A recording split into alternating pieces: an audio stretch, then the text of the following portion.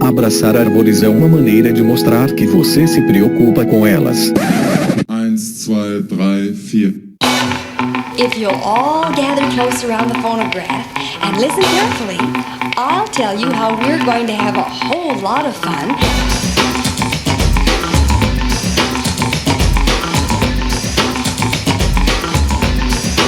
Howdy! Aqui é Fernando Lima e este é o Desabraçando Árvores, um bate-papo sem firulas sobre ecologia, conservação, a vida, o universo e tudo mais. E eu estou aqui diretamente de Atibaia, São Paulo, e venho lhes apresentar, senhoras e senhores, ninguém mais, ninguém menos que Maíra Benchimol. Ela que é professora assistente em ecologia na Universidade Estadual de Santa Cruz, realizou pós-doutorado em ecologia e conservação da biodiversidade nesta mesma instituição e doutorado em Environmental Sciences, ou Ciências Ambientais, com enfoque em Ecology, Evolution and Conservation na University of East Anglia, no Reino Unido. Ela tem mestrado em Ecologia pelo Instituto Nacional de Pesquisas da Amazônia, o INPA, e graduação em Ciências Biológicas pela Universidade Estadual do Norte Fluminense Darcy Ribeiro. Ela tem experiência na área de ecologia, com ênfase em fragmentação florestal, ecologia da paisagem, ecologia de comunidades, ecologia e conservação de médios e grandes mamíferos e diversidade florística. Pessoal, foi sensacional trocar essa ideia com a Maíra. Admiro muito o trabalho da Maíra. Ela é, sem dúvida, uma grande referência para todo mundo aí que trabalha com a fofofauna, todo mundo que trabalha com mamíferos. E a história dela é absolutamente sensacional. Então, continuem sentados ou em pé, ou o que quer que seja que vocês estejam fazendo, e ouçam aí este episódio porque está absolutamente sensacional. Seguimos!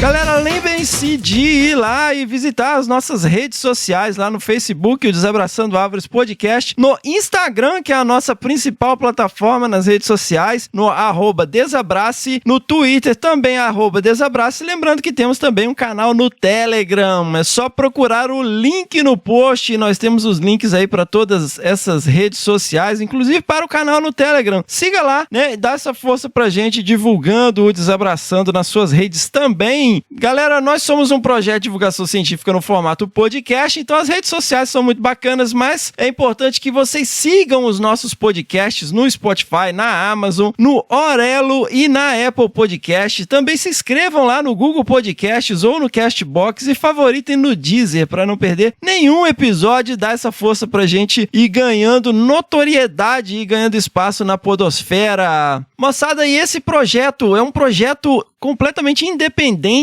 que nós começamos 3 anos atrás, né? Esse mês de setembro é um mês de aniversário do Desabraçando, aniversário de 3 anos, e é um projeto independente, como eu falei, que conta com o apoio de um grupo muito especial de ouvintes que abraçaram o projeto, que compraram essa ideia e apoiam lá a nossa campanha de crowdfunding. Nós estamos migrando das outras plataformas e vamos centralizar toda a nossa campanha no apoia.se/desabrace, apoia.se/desabrace. Então, se vocês curtem o projeto, né, se vocês querem que o Desabraçando continue gerando conteúdo bacana, que a gente aumente o número de episódios, inclusive, a nossa meta é ter episódios semanais, então considere entrar lá e apoiar este projeto com uma assinatura mensal a partir de R$1 por mês. R$1 por mês faz toda a diferença pra gente pagar a edição de áudio e pagar despesas mensais que nós temos com os episódios. Lembrando que os apoiadores e as apoiadoras têm acesso a um grupo exclusivo no WhatsApp, ficam sabendo aí dos bastidores, trocam ideias lá com a nossa bancada, tem acesso a conteúdos exclusivos e acesso aos episódios assim que eles ficam prontos. Então, às vezes, a gente consegue terminar a edição até na sexta-feira, a gente manda lá para quem quiser já ir ouvindo, no sábado, às vezes não é possível, mas também volta e meia nós fazemos promoções para nossos apoiadores e apoiadoras com produtos da nossa lojinha e também os Desabracervas, aonde nós fazemos happy hours e trocamos aí ideia, juntando essa galera, porque a ideia aqui é ser um movimento, é trazer a galera para ficar junto aqui e se unir ao movimento, pra gente discutir estratégias, fazer reflexões, né, sobre as coisas que a gente traz aqui no Desabraçando e tentar melhorar alguma coisa aí, né? Direcionando ações de conservação, cada macaco no seu galho aí. Então vamos agradecer aqui ao nosso novo padrinho, que entrou aí pra nossa Irmandade nessa semana, que foi o Gustavo Pereira. Gustavo, muitíssimo obrigado por se juntar ao movimento. Pessoal, eu mencionei aqui, nós temos também a nossa lojinha, que é loja.desabrace.com.br, aonde vocês podem adquirir. Nossa, eu tô com uma antipatia de quem fala de tanto ouvir a sua Alteza Real ficar falando questão, ok, tá ok, questão. Mas vamos lá, pessoal, entre lá na nossa loja, loja.desabrace.com.br e confiram, nós temos camisetas, canecas, patches, bordados, kits de primeiros socorros e livros. Também é uma forma de apoiar o nosso movimento. Vocês podem também fazer doações pontuais no PicPay, @desabrace. E antes de seguir, pessoal, temos sempre que agradecer aí a nossa querida sacerdotisa do movimento Desabraçando Árvores, a Caroline Gomes, do @Bicho Preguiça Responde. Sigam lá o projeto de divulgação científica da Caroline, lá no @Bicho Preguiça Responde no Instagram, e dá essa força aí nesse projeto bacana que a Caroline desenvolve com alguns amigos e amigas. Então, Caroline, muito obrigado por tudo que você faz pelo projeto e ajuda super a gente aqui. Pessoal, o episódio 75 está chegando e vamos fazer um episódio de perrengues, nossos maravilhosos episódios de perrengues de campo. Então não deixem de enviar aí os seus perrengues no nosso e-mail primeirapedra@desabrace.com.br, mandando também, né, sugestões interessantes, comentários sobre episódios anteriores, né, lembrando sempre as palavras de Jesus em João capítulo 8, versículo 7, se algum de vocês estiver sem pecado, seja o primeiro a tirar uma pedra. E antes de seguir para o episódio, moçada, eu queria aqui fazer a divulgação de um livro absolutamente sensacional que foi lançado recentemente, o Atlas Craniano de Mamíferos da Mata Atlântica, né, do Marcos Vinícius Brandão e da Érica Hingst Zayer. Um guia absolutamente sensacional, galera, um manual de campo, né, destinado a técnicos, pesquisadores, estudantes e interessados em conhecer e identificar mamíferos da Mata Atlântica a partir de material osteológico, ou seja, ossos, e permite também o estudo da anatomia craniana para aqueles que têm interesse. Pô, tem 166 pranchas absolutamente lindas, representando 147 gêneros com informações sobre famílias e ordens, para vocês que são conhecidos como podrinhos ou podrinhas, ou seja, na minha época de graduação, a galera que curtia achar bicho morto e, meu Deus, um animal em decomposição que ninguém conseguia nem chegar perto de tão fedido que tava, a galera chamava de podrinho, né? Entre eles este que vos fala, né? Sempre achei interessante, porque quem trabalha com mamífero é isso, né, galera? A gente trabalha com carcaça, a gente trabalha com pegadas, a gente trabalha com pedaços, né, de animais encontrados, às vezes fruto de caça, registros fotográficos com armadilhas fotográficas, vídeos, pegadas, ou seja, sempre registros indiretos. É um trabalho de detetive. A galera acha que quem trabalha com mamífero está sempre abraçadinho aí com onça, abraçadinho com cachorrinho do mato. Não, a não ser que você tenha acesso a animais em cativeiro, dificilmente você vai viver essa realidade trabalhando em campo. Então, este guia é absolutamente sensacional, pois muitas vezes a gente acaba achando crânios ou até fragmentos de crânios, né, de animais predados, animais atropelados, ossadas, e ele vem nos ajudar a identificar as espécies. E eu troquei uma ideia aí com o Marcos e com a Érica sobre esta publicação. Então, fiquem ligados aí nesse papo que vocês vão entender melhor a história deste livro. É isso aí, pessoal. Eu tô aqui, então, com a Érica Hingst... Nossa, Érica, desculpa. Hingst Zayer. Pronuncia aí pra gente. Hingst Zayer. Olha aí. E o Marcos Brandão, que acabaram de lançar um livro absolutamente sensacional. Todo mundo que ouve a gente sabe que a gente tem um viés saudável para mamíferos. Então, contem aí, pessoal, como que surgiu a ideia desse livro? Bom, a ideia já é antiga, né?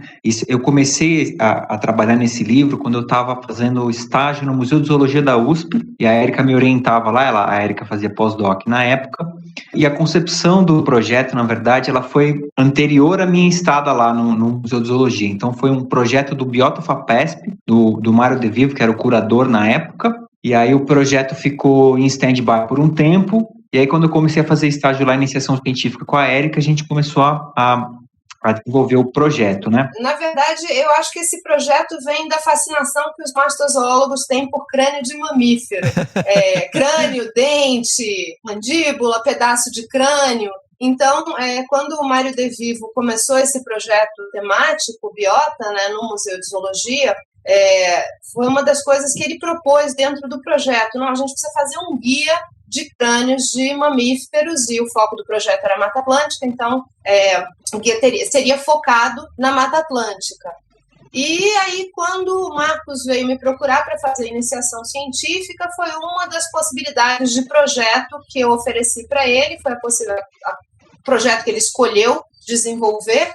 E na época, quando a gente começou a tirar as fotos em filme, inclusive, e ao longo isso faz mais de 12 anos, né? Talvez uns 13 anos, 14, alguma coisa assim. E no decorrer do projeto, a gente foi mudando para fotografia digital, a gente foi mudando algumas das concepções, e o resultado está aí, esse Atlas Craniano, Mamíferos da Mata Atlântica, que eu espero que seja o primeiro de uma série de atlas de crânios de mamíferos de domínios brasileiros. Sensacional. É que eu costumo falar aqui com o pessoal, porque quem quer trabalhar com mamíferos, né, quem quer começar a trabalhar com mamíferos, fantasia bastante, né? Todo mundo acha que vai passear com uma oncinha, vai ver onça e tal, mas geralmente quem trabalha com mamíferos vai trabalhar com outras coisas, vai trabalhar com fotografias de armadilhas fotográficas, com vídeos de armadilhas fotográficas, pegadas, cocô e carcaças. E isso inclui, obviamente, crânios, né? Porque é quase um trabalho de detetive, porque a gente raramente vê os bichos, especialmente para quem trabalha com gatos, né? E assim, a gente tinha única e exclusivamente o guia de pegadas do Dal Ponte, né? Há muitos anos atrás, era o livro da Emmons, né? Todo mundo trabalha com mamífero conhece o livro da Emmons. E aos poucos foram surgindo alguns guias de pegadas, né? Só que esse guia de crânios é uma coisa assim absolutamente sensacional, assim. Eu não sei, existem outros na América Latina? Sim, mal e mal existem na América do Norte. A questão de você fazer um guia de crânios é que você precisa ter acesso a uma coleção científica completa. E isso faz parte da lista de aspectos fundamentais de você ter coleções científicas, né? Uma coisa que é sempre importante a gente falar, valorizar as coleções científicas, tanto no Brasil quanto no mundo, porque elas propiciam esse tipo de coisa, né? Você pegar esse conhecimento que está ali armazenado, você sistematizar esse conhecimento e disponibilizar ele para pessoas que às vezes não estão nem relacionadas à academia. E o que a gente tem visto é as coleções científicas pegando fogo, né? Infelizmente. Ainda tem esse aspecto, mas um dos aspectos que a gente queria abranger é justamente a educação, né? Então, o fato da gente ter um livro disponibilizado, inclusive online, é justamente para ajudar no auxílio da educação das pessoas, né? Então a gente está tentando aproximar as coleções científicas do público no geral, né? Então eu tive a sorte de poder fazer um estágio numa coleção científica, isso me ajudou muito a aprender, né? Como que é um crânio de um mamífero, como que eu diferencio as espécies, os gêneros, as famílias, e aí fazer um atlas que permita que as pessoas tenham acesso a esse estudo, né, desse material craniano, é muito prazeroso para a gente poder facilitar nesse sentido também. Então, pessoal, vocês estavam comentando a questão de nomenclatura também, né? Sair um pouco daquele viés de rato, rato, rato, rato, morcego, morcego, morcego, morcego. Como que foi isso aí? Pois é, Fernando.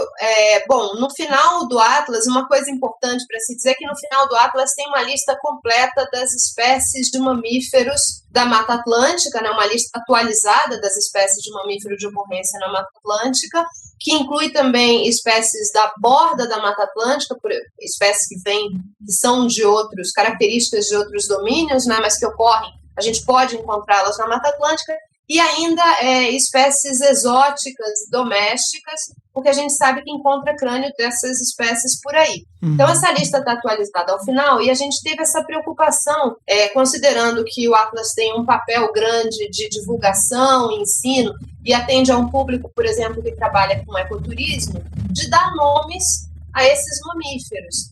porque assim, a gente sabe, né, por exemplo, passarinho tem nome e tem observador de passarinho, mas mamífero, como a gente vê menos, costuma não ter nome, costuma ser, os pequenos particularmente, costuma ser tudo rato, morcego ou morcego vampiro, e gambá, gambazinho, cuíca, catita. E a gente pensou bastante nisso e trouxe uma série de nomes propostos para, nomes vernáculos, né? Propostos para essas espécies de mamífero.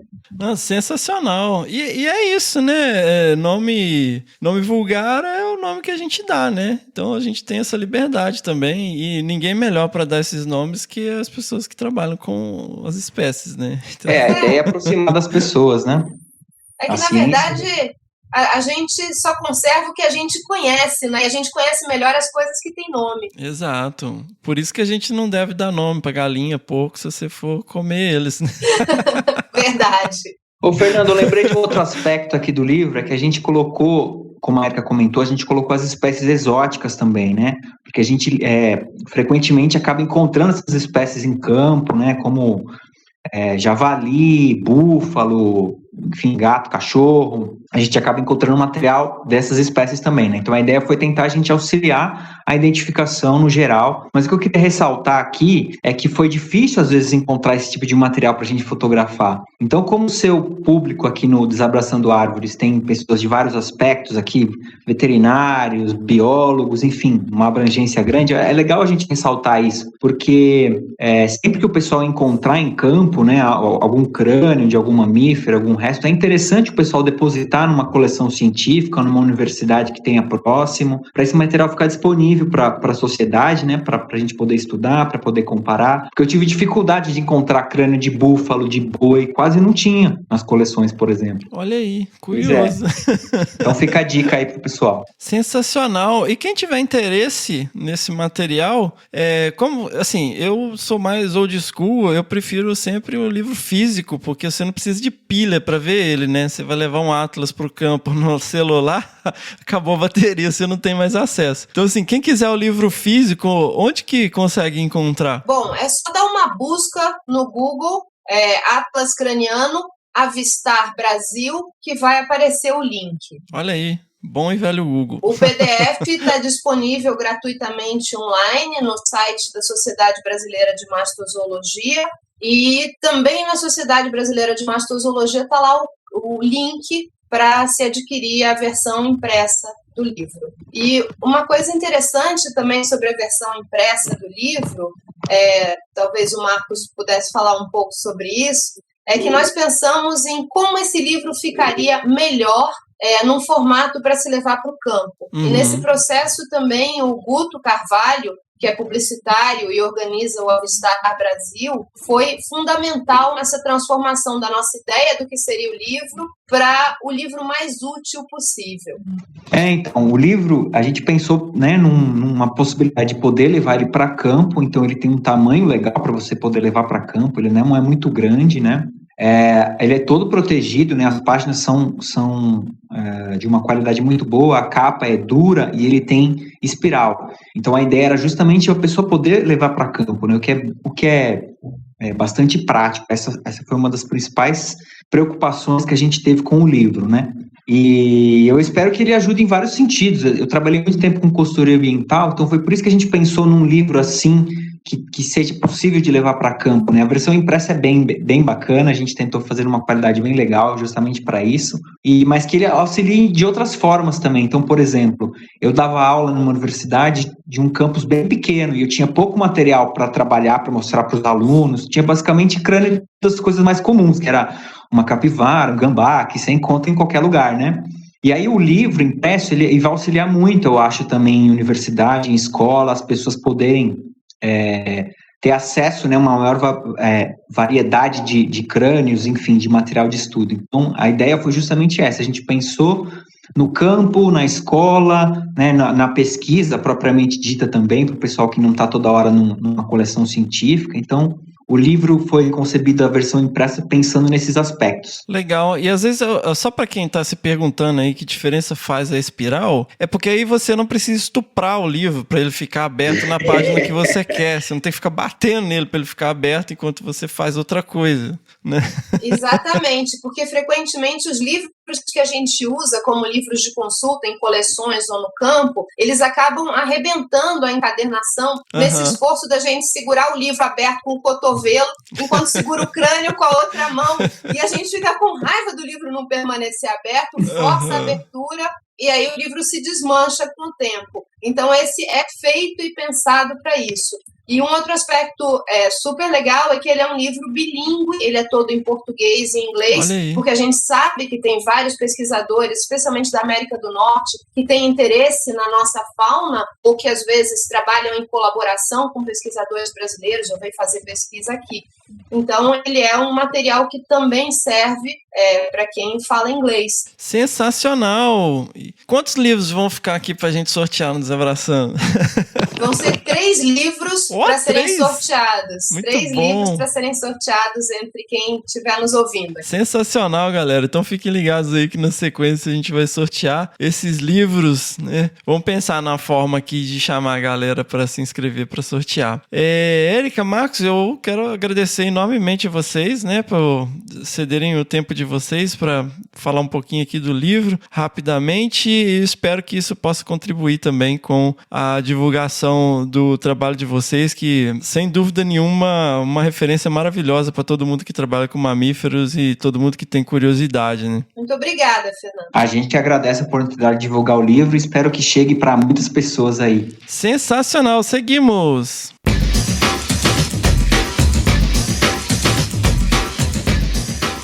E galera, como a gente mencionou, nós vamos disponibilizar 3 exemplares impressos, lembrando que vocês podem adquirir o PDF no link aí disponibilizado na descrição do episódio, e mais vocês podem aqui concorrer a esses 3 exemplares. Para concorrer é muito simples, basta você ser apoiador ou apoiadora do Desabraçando Árvores. Então aí, bença padrinhos, bença madrinhas, vocês estão candidatos a um desses exemplares aí. Obviamente os 3 não vão para uma pessoa, cada um vai para uma pessoa diferente, e se enquadrando nessa descrição de ser apoiador ou apoiadora do nosso projeto, escrever um e-mail para desabrace@desabrace.com.br até o dia 10 de setembro, ou seja, SEJE, até sexta-feira, depois do dia do lançamento deste episódio. Você pode mandar este e-mail dizendo por que você quer um exemplar, nada muito elaborado, 2 ou 3 frases, ou o conteúdo de um Twitter, ou você pode simplesmente dizer, eu quero porque eu quero.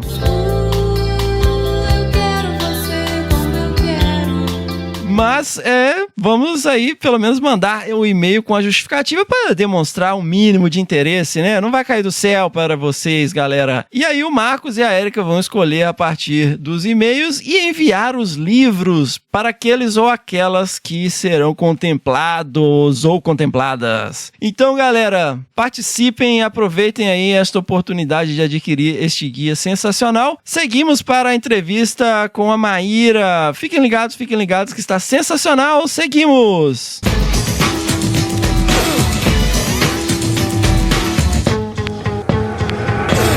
That was fun. Let's do it again. E vamos lá, eu estou aqui com Maíra Benchimol. Como que pronuncia seu nome? É Benchimol, Benchimol? Benchimol, Fernando. Benchimol. É italiano? Não, é marroquino. Marroquino? De onde vem isso? É um nome judeu, né? Então tem essa ascendência aí dos povos judaicos de Marrocos. Mas você tem ancestralidade marroquina? Tenho. Eu sou uma mistura de marroquino, turco, indígena, português, africano, tem de tudo, Fernando. Mas o benchimol mesmo vem do Marrocos. Olha aí, Rio de Janeiro, né? Rio de Janeiro, isso aí. Ô Maíra, e como que a pequena Maíra lá no Rio, garota esperta, foi se tornar a grande pesquisadora Maíra Benchimol? Como que foi essa Anos 80 no Rio, a galera era bem... O Rio é cercado, né, de natureza e praia e montanha. Como que foi essa infância lá no Rio? Bom, grande pesquisador ainda não sou não, Fernando. Que isso, Maíra, não seja modesta. Mas, bom, vamos lá contar um pouquinho de história, né, que é sempre a parte mais legal. Bom, minha infância no Rio realmente foi rodeada por natureza, né? O Rio é uma cidade que tem esse privilégio de estar cercado por floresta, montanha, e eu sempre fui fã mesmo de ir no Jardim Botânico, ver as plantas, os macacos-pregos que sempre estavam por lá. Então teve sim esse envolto, né, que tanto ajudou. Mas eu acho que o ponto mais forte da minha ligação com a ciência foi devido aos meus pais, assim, que são pesquisadores, mas não são relacionados à ecologia em si. Mas desde pequena eu estava no mundo científico, né? Eu entendia o que era fazer ciência, visitava laboratórios deles e fui me apaixonando pela essa arte de fazer ciência, digamos assim. Só que eu mudei. Enquanto eles trabalham com micro, né, trabalham com parasitas, eu sempre gostei do macro. Eu nunca gostei daquilo que a gente não consegue ver a olho nu. E por aí vai. Com que eles trabalhavam exatamente, Maíra? Com doenças parasitárias, né? Então, doença de Chagas, leishmaniose, mas é mais focado em biologia celular e, por isso, o uso de microscópios para conseguirem ver os organismos. Pô, mas você tinha tubo de ensaio, microscópio, tudo em casa, assim? Em casa não, mas a gente ia muito pro laboratório, né? Porque tanto minha mãe quanto meu pai eram pesquisadores. E aquilo, férias, com quem que as crianças vão ficar? Vamos pro laboratório. E aí eu comecei a ver os camundongos, né, que eles utilizavam para os experimentos e fui me apaixonando por eles. Eu ficava triste quando eu descobri que eles iam morrer, né, para fazer experimentos. Foi um lado triste, assim. Eu queria era salvar os bichinhos, cuidar dos bichinhos. Mas é difícil. E aí, como que você resolveu, na época antigamente, né, vestibular, na época do vestibular, você atirou para todo lado ou você já foi direcionando mesmo na área ambiental? Então, Fernanda, no início eu queria ser jornalista, olha que coisa. Olha aí. Mas meu sonho era ser tipo um jornalista do Globo Repórter, ficar viajando para o Pantanal, para a Amazônia. Eu comecei a ter essas ideias, assim. E meu irmão foi fazer jornalismo, 2 anos mais velho do que eu, e aí eu fui entendendo que, assim, eu gosto de escrever, mas não com aquela pressão, né? A pressão do jornalista é para pegar furo de notícias, para escrever muito rápido. E eu fui percebendo que não era muito meu foco. Ah, tá. E você preferiu escrever artigo científico que não tem pressão nenhuma. Não, mas é que a gente tem mais tempo, né, para escrever. E, na verdade, um artigo científico é uma história. É uma história que é contada.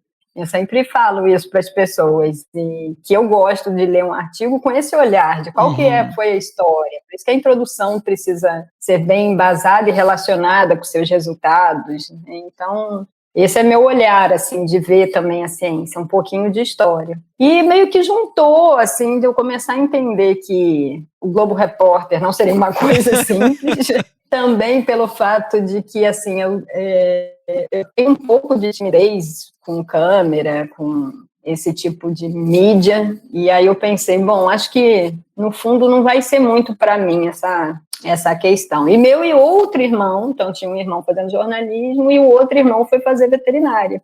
E eu, né, comecei também a entender um pouquinho melhor sobre o curso, mas eu não gostava da ideia de ver os bichos sofrendo, desde aquela história do camundongo, né? E aí meu irmão falou, nossa, mas lá na universidade, que é em Campos, né, a Universidade Estadual do Norte Fluminense, onde ele fazia veterinária, ele falou, nossa, tem um professor que trabalha com mico-leão dourado, e tinha saído uma reportagem recente no Globo Repórter sobre o mico-leão dourado. Eu sei, Fernando, que eu fui começar a pesquisar e eu falei, gente, é isso que eu quero trabalhar com ecologia, eu quero trabalhar com os animais na natureza.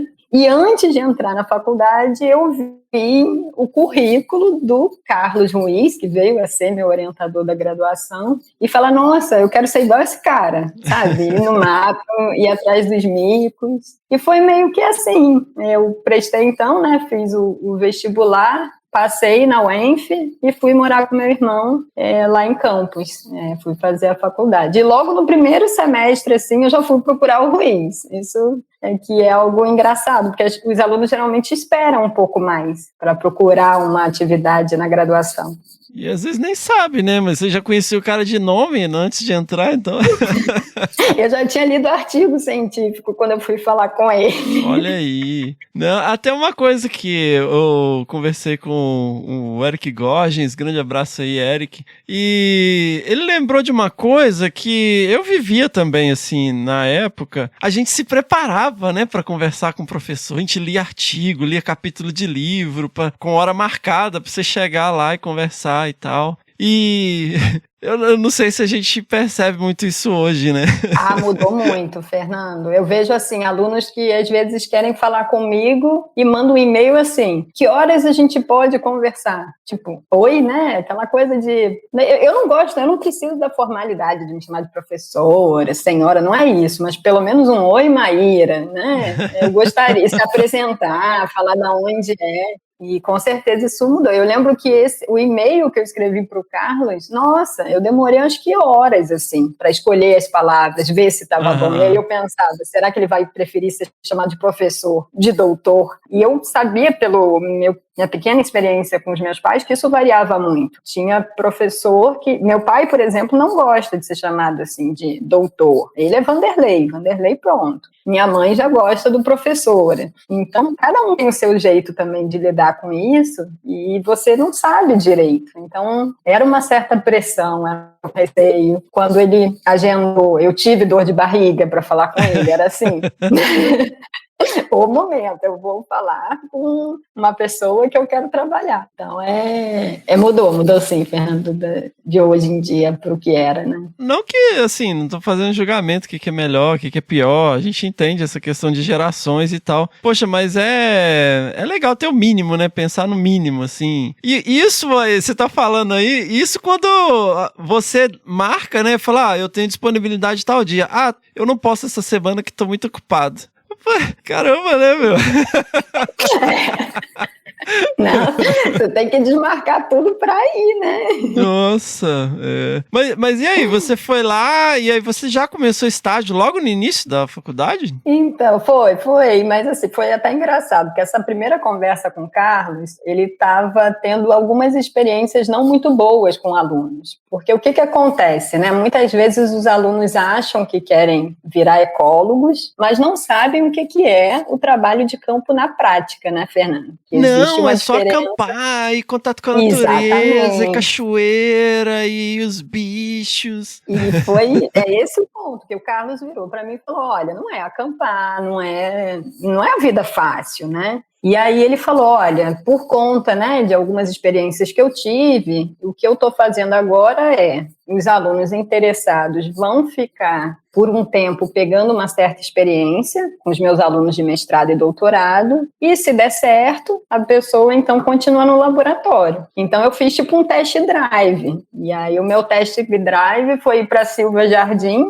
e ir atrás de mico, né? E justamente nas áreas mais ribanceiras, assim, ele selecionou, falou, você vai fazer, né, um test drive mesmo, de trabalhar o que a gente chama de oco a oco, né, onde você acompanha o animal desde o momento que ele acorda até o momento que ele vai dormir. E a gente chama de oco a oco porque os micos leões dourados, né, eles são primatas que dormem em ocos, então, mas não é todo dia no mesmo lugar, então por isso que você tem que acompanhar, mas pode ser que em determinado momento ele vai mudar de oco e por isso que você precisa saber exatamente onde ele dormiu. Então, pensa... Bom, você sabe, né? Mas para a galera que está ouvindo, o quão exaustivo é. E às vezes os bichos acordam, gente, 4:30 da manhã, né? E vai dormir às vezes. Nossa, no verão, oco a oco é 4:30 da manhã até 8:30 da noite, né? Exatamente. E assim, a gente come quando eles dormem, não é quando a gente quer comer, não é quando dá fome. E sem contar que, assim, essa preocupação de olha para cima, olha para baixo, né, tem um medo de cobra, você tá ainda, porque é justamente diferente de acampar, e que nem eu fazia, mas andava em trilhas, onde o deslocamento era muito mais fácil. A gente se embrenhava na floresta, literalmente. Então, acabava o dia, você tava um bagaço, cheio de espinho para tirar, carrapato para tirar, né? Só que eu fui assim, sem reclamar nada. Porque eu fui acompanhar uma técnica do laboratório, na Ana, e é claro que eu sabia que o Carlos depois iria pedir o meu relatório. E aí a minha alegria foi que no final desse período, que foram, não lembro exatamente, uns 10, 15 dias, a Ana falou, ela aguentou. E eu estava com outro colega na mesma situação, né? Que é hoje um grande amigo. Então, no final, o Carlos falou, parece que vocês foram bem. E aí a gente falou, sim, a gente gostou, é isso que a gente quer. E antes de termos os nossos projetos, fomos, então, acompanhar mais alunos dele em campo. O que eu acho, Fernando, que foi uma experiência incrível. Né? Eu trabalhei, sei lá, com 5 alunos de mestrado e doutorado, tanto com mico quanto com sagui. Foi uma experiência fantástica que eu acho que me deu assim, uma certa experiência depois para a vida, né? Para os outros campos. E quem trabalha com primata, nossa, depois trabalha com qualquer coisa, né? Porque de todos os campos que eu já fiz, seguir grupo, principalmente grupo não habituado, porque teve alguns grupos eram habituados e a gente conseguia já fazer as amostragens que eram de comportamento, mas alguns grupos a gente tinha que habituar, então é uma loucura, porque o macaco te vê, sai correndo, e você tem que sair correndo, é um gato e rato ali, né? Mas foi bem legal. Eu tive algumas greves na faculdade também, então cheguei a ficar 5 meses direto em campo. Nossa. Levei um pé na bunda de namorado por conta disso. Isso ninguém sabe, né? Só os meus amigos, coitados, que tiveram ainda que enxugar minhas lágrimas em campo. Porque imagina, 5 meses a pessoa, em vez de ir curtir a vida, ficou 5 meses em campo, né? Meu, e assim, quando você falou, né, vai fazer um test drive, eu falei, maneiro, né? É igual quando você vai, sei lá, num tatame de jiu-jitsu, sabe? O professor, ele não vai te colocar pra luta com faixa roxa, alucinado, que vai ficar te quebrando. Ele bota ali, pega leve com ele ali e tal, né? Mostra uns movimentos básicos e tal. Mas, te colocar direto pra monitorar os vídeos de oca-oca é ignorância demais, gente. Gente, vocês não estão entendendo o que é isso que ela tá escrevendo. O grupo não habituado é assim, não só você tem que correr atrás de um grupo de macaquinhos pequenininhos, né, alucinados, que se alimentam de frutinhas, gummy e sai pulando igual louco, você não pode perder eles de vista. Porque se você perder eles de vista e eles não tiverem com rádio colar, você não acha eles mais. É exatamente isso.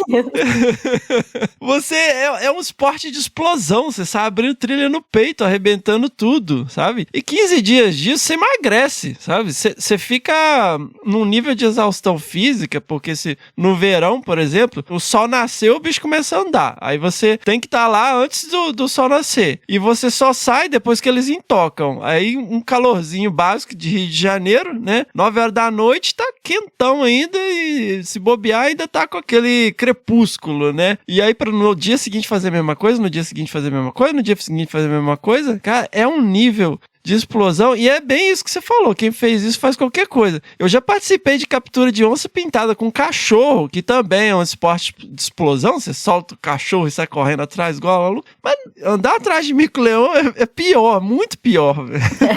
É o trabalho mais cansativo que eu já fiz, mas ao mesmo tempo você aprende muito, né, Fernando? Porque você, quando observa o animal, você entende exatamente aqueles aspectos ecológicos e de história natural que a gente só vê no livro. E que é diferente da prática. Sim, né? sim. E a gente algumas das pesquisas era justamente verificar esse nível de qualidade dos fragmentos onde os micos foram introduzidos e para ver se características como o tamanho do fragmento estavam influenciando essa qualidade ambiental e, consequentemente, os padrões comportamentais dos micos-leões. E aí você vê isso na prática, né? Você vê, olha, esse fragmento aqui tão pequeno, não tem quase fruto, aí também está seco, não tem muitos anuros para eles se alimentarem. Então você consegue ter essa experiência assim, muito rica da ecologia, que eu acho que é fundamental, porque muitas vezes eu vejo alunos que trabalham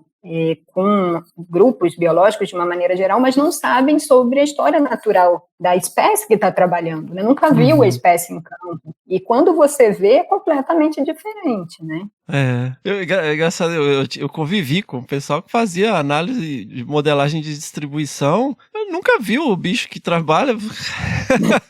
Tem muito, né?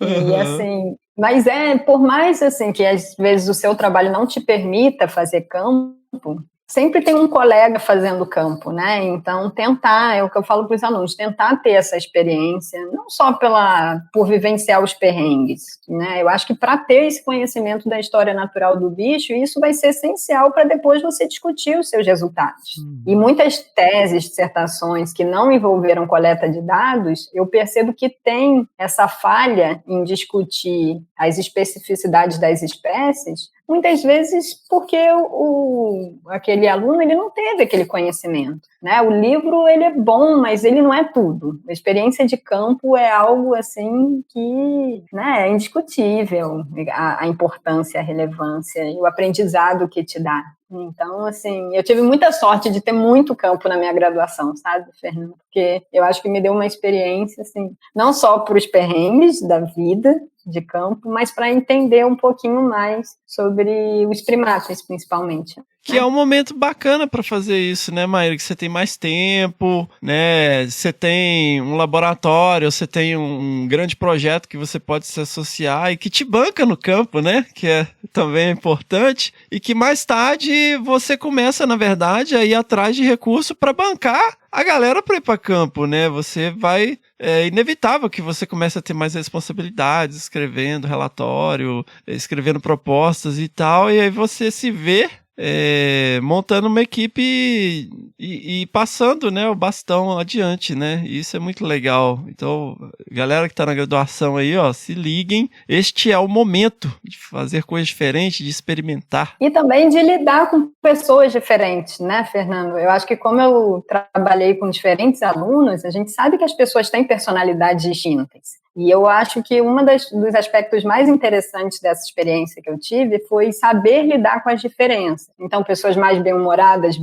mais mal-humoradas, que são mais, assim, detalhistas com a coleta de dados, com aquela perfeição de, saiu do campo, já vai passar para o computador, tem gente que deixa para depois. E com isso, você vai meio que entendendo também o que você quer para você. Eu acho que faz parte da formação de um cientista, aprender com os outros, né? E você ter essa oportunidade de vivenciar o campo dos outros sem aquela responsabilidade, né? De você estar organizando tudo, você está ali ajudando. Mas você já pega uma experiência que, por exemplo, no meu caso, foi essencial para quando eu fui para o mestrado, onde eu tive que gerenciar do 0 e 100%, né? Então, a graduação, eu assim, agradeço muito, né, ao Ruiz até hoje, que foi meu primeiro orientador e que me proporcionou, né, esses momentos, essas vivências, e a todos os alunos dele que tanto me ensinaram, né?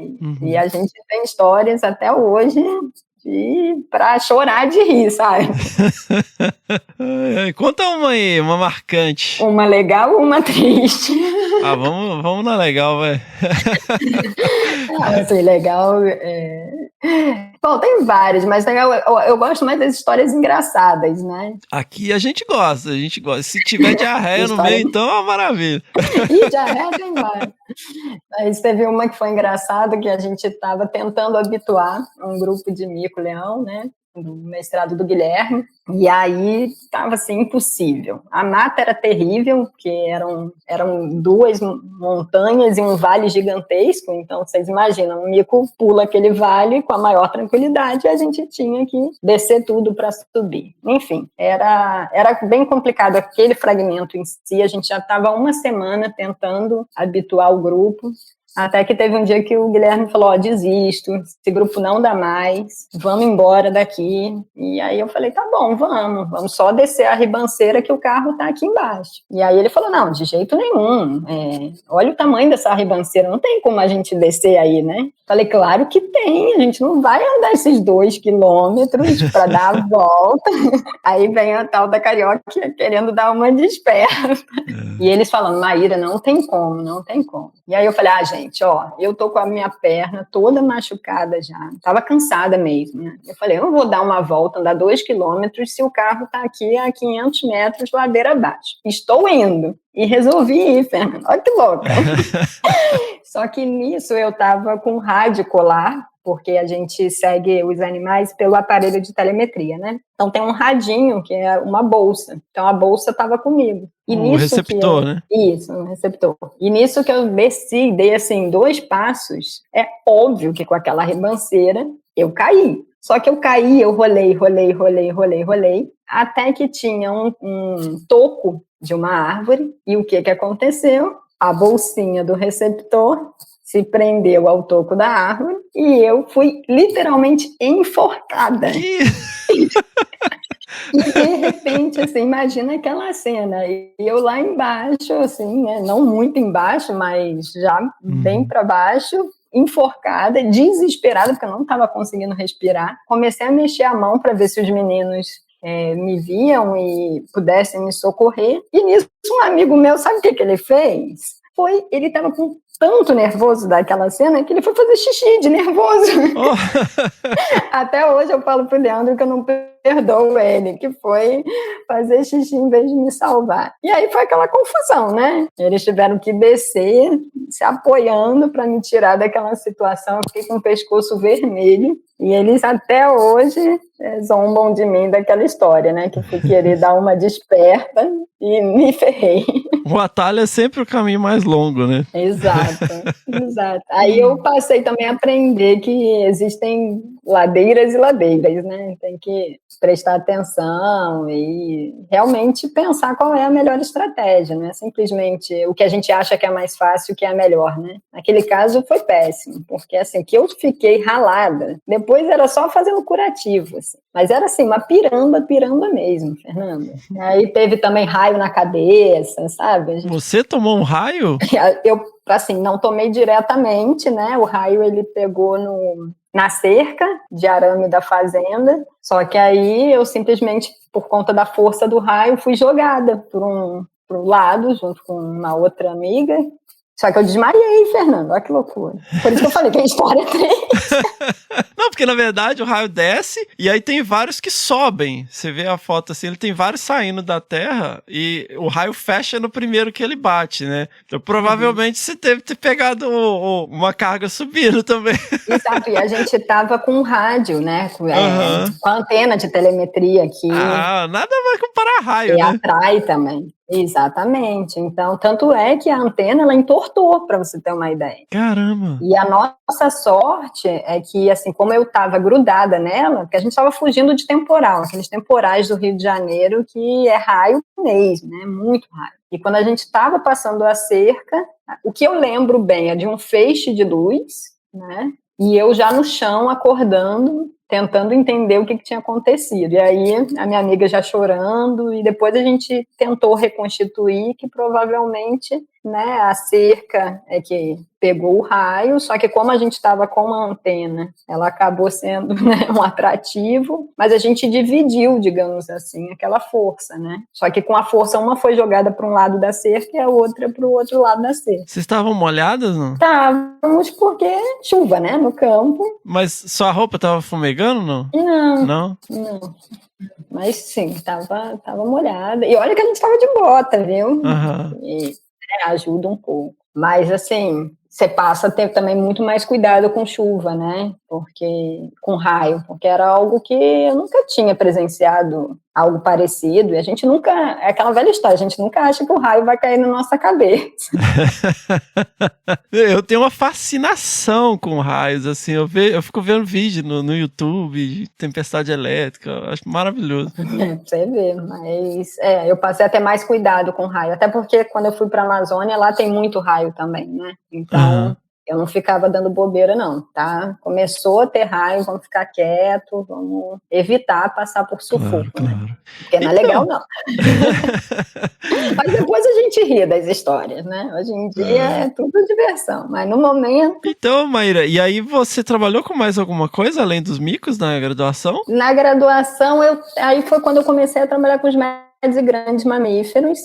Tinha uma outra aluna de graduação lá no meu laboratório, a Roberta, que teve essa ideia da gente fazer um censo dos mamíferos nas reservas biológicas onde ficavam os micos, até para entender os potenciais predadores. Na época, alguns micos estavam sendo predados, a hipótese era que era por Irara, mas que a gente não tinha registro, né, de como que eram as densidades de Iraras dentro das unidades de conservação. E aí a gente teve essa ideia de fazer um projetinho à parte. Então, olha que loucura, além da gente ajudar os colegas, né, a coletarem seus dados de mestrado e doutorado e trabalhar com os nossos dados de iniciação científica, eu fui trabalhar com vocalização de mico e tudo mais, a gente criou esse projetinho que era fazer censo. E foi quando eu tive experiência em fazer censo, né, que é por transecção linear. Então, abrimos trilha e andávamos naquela velocidade bem devagar para ver os bichos. Então, também foi uma experiência bem legal, bem interessante, né? Apesar dos poucos animais que restam ainda no Rio de Janeiro. Que no Rio de Janeiro, você fala médios e grandes, tá mais só para médios, né?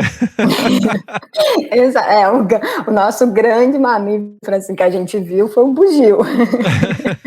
Então, assim, só para quem não está familiarizado, isso é uma metodologia que a gente usava muito no final da década de 90, início dos anos 2000, que é você percorrer trilhas lineares, né, de preferência, a uma velocidade conhecida, observando os animais, aí você vê a distância dos animais da trilha, e aí no fim você tem uma distância média de avistamento de cada lado, o que te dá uma área ao invés de uma linha para você estimar a densidade. O que funciona muito bem em áreas de savana, mas na Mata Atlântica é mais difícil um pouquinho, né? Muito difícil, até por conta das premissas, né? Dá para ter um podcast aqui só para falar do método, e é bem também complicado, e enfim, tem as suas peculiaridades, mas também me ensinaram muito, não só em relação ao método, mas eu tive a oportunidade de ver outros bichos, né? Porque quando eu estava só seguindo os micos, você não vê bicho,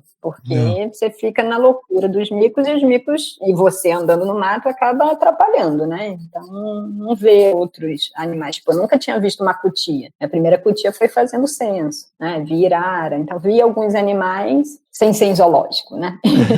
E volta, né, Maíra, naquela questão que você levantou da história natural, né? Porque eu vejo assim, eu não sei se você fez, mas na época eu também fazia censo noturno, e que era super legal para ver os bichos, né? E várias espécies que têm uma probabilidade de detecção mais baixa, que você não cria esse feeling só amarrando a armadilha fotográfica em árvore, né? Exatamente. A gente chegou no início a fazer alguns, mas a gente não estava tendo muito sucesso com os registros, e aí a gente acabou focando só no censo diurno mesmo. E aí esse foi o seu projeto de IC?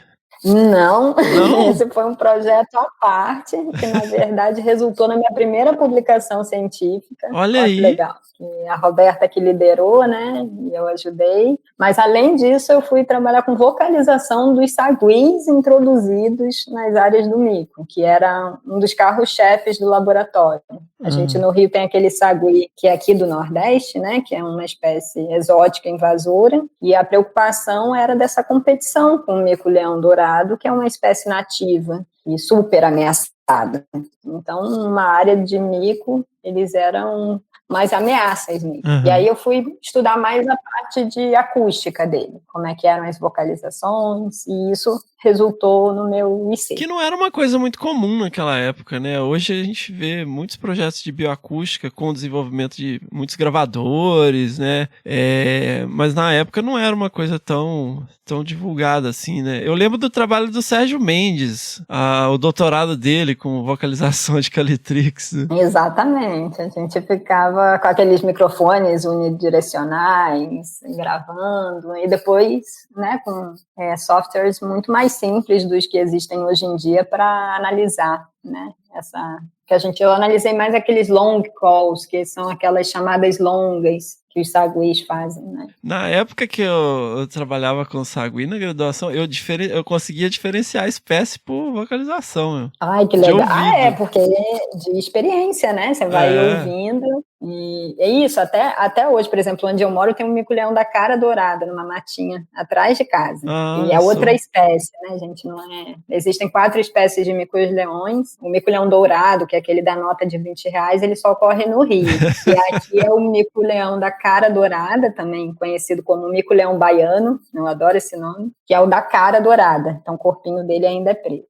E muita gente não sabe se quem está vocalizando é o sagui, que aqui não é invasor, né? Ou se é o mico-leão da cara dourada. E pra mim isso é tão simples, é tão... Nossa, eu tô até... como assim? Mas a vocalização do sagui é bem diferente do mico. Mas assim, pra quem não conhece, é tudo aquele fi-fi-fi, né? Que nem meu irmão zomba da minha cara até hoje. Ele, se o mico faz fi, você faz fi. Vamos tocar aí, ó. Toca o mico estrela e toca o mico-leão da cara dourada. Calithrix.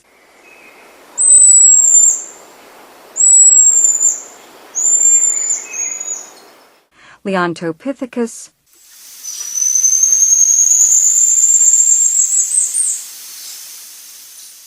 E vale o adendo também que o mico-leão da cara dourada é o primatinho mais maravilhoso que existe, né? Ele é lindo. Ele é lindo, gente. Ele é lindo. Essa combinação do preto com dourado é muito bonita, né? São lindos. Eu sou apaixonada até hoje por primatas. Então, todos os nossos primatas aqui do Brasil, né, da América do Sul, de uma maneira geral, eles são muito lindos. A gente fala muito das espécies africanas, asiáticas. Existe isso, né, do gorila, o chimpanzé, os apes, né? E tal, que são maravilhosos. É claro, até como os lêmures, né? Meu sonho ainda é ir para Madagascar, atrás desses macacos. Mas, nossa, gente, a gente tem uma diversidade aqui de primatas incríveis, né? E eu sou apaixonada pelo barrigudo e o macaco-aranha até hoje. Além do muriqui, mas é que o muriqui eu nunca trabalhei. Então, já pude trabalhar com barrigudo e macaco-aranha. São incríveis, né? São mini pessoinhas.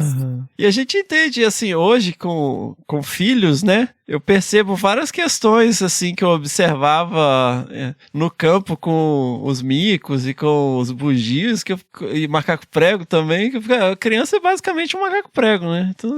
Nossa, e são super inteligentes, né? Quando você vê, por exemplo, um macaco-prego lá na Amazônia quebrando um ouriço de castanha, aquela castanha do Pará, né? Nossa, eles ficam batendo até quebrar o ouriço e pegar a castanha, né? Que é um recurso riquíssimo para eles. Mas como eles têm, né, essa inteligência de, vale a pena um esforço aqui, porque eu vou obter uma grande quantidade de recursos. É fenomenal. Macaco, gente, é fenomenal. Estudem macacos.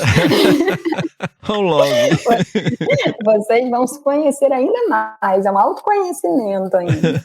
Legal. E aí, Maíra, você graduou e foi direto pro mestrado ou você foi fazer outra coisa? Então, eu tive 1 ano num projeto de extensão com os saguis, justamente entendendo um pouco como as comunidades ali do entorno de Silva Jardim tinham conhecimento da espécie, que era uma espécie exótica, então foi um projetinho de extensão. E depois eu então fui para o INPA, né, que é o Instituto Nacional de Pesquisas da Amazônia, trabalhar lá. A ideia era continuar trabalhando realmente com primatas, e eu tive o sonho mesmo da Amazônia, novamente, Globo Repórter, né?